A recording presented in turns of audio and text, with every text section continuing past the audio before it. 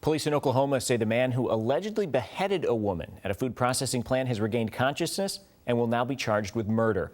Officials say Alton Nolan could face federal charges as well. We're also now learning new details about his past, which includes an extensive rap sheet and an apparent love for Muslim extremism. Police say Nolan had just been fired from the Vaughn Foods processing plant when he drove to the business, walked in holding a knife, then stabbed and beheaded a woman. As he began to stab another person, the company's CEO shot him. The gunshots captured on a 911 call. Yeah, we're trying. Okay. Can you hear this in the background? Is that him? He's back? Yeah, it sounds like he's running around out here. Okay. And that's a gunshot. Got gunshot. Sure. The FBI is looking into Nolan's ties with Islam after a Facebook page that appears to be his shows several photos of terrorists in the World Trade Center towers burning. Nolan had served time in prison and is on probation for assault and battery on a police officer.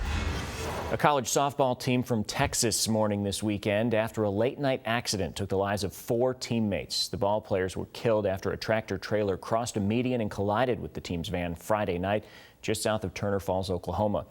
The team was returning to North Central Texas College in Gainesville after playing a scrimmage earlier in the day. 3 of the young women died at the scene. The 4th woman died at a hospital. The driver of the tractor-trailer also hospitalized but is expected to survive. A suspect in the disappearance of a college student back in Virginia is facing charges. Police arrested Jesse Matthew in Texas and brought him back to Virginia Friday night. He was the last person seen on surveillance video with Hannah Graham on the night she went missing. She's a sophomore at the University of Virginia and hasn't been seen since that night 2 weeks ago. Reports are Matthew is refusing to speak with investigators about what he could possibly know about Graham's whereabouts. Police chief says the investigation is ongoing and he's asking for patience. This is a complicated investigation. First and foremost because we don't know where Hannah Graham is and we have to find her. The other reason is we're still in the process of gathering evidence, talking to witnesses, trying to find additional video.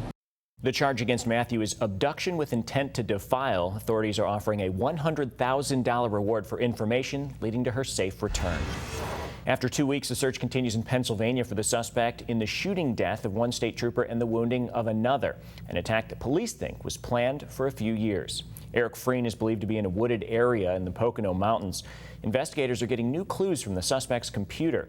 They've also found some of his belongings and abandoned structures that have been tampered with. Freen has experimented with explosives in the past, and according to law enforcement, every officer involved with the search is being warned to watch for possible traps. A family in West Michigan paying it forward, how they're honoring the memory of a child who lost his life to cancer and how you can help. Plus, British fighter planes bombing ISIS targets in Iraq while the airstrikes continue, so does the debate over whether to put boots on the ground.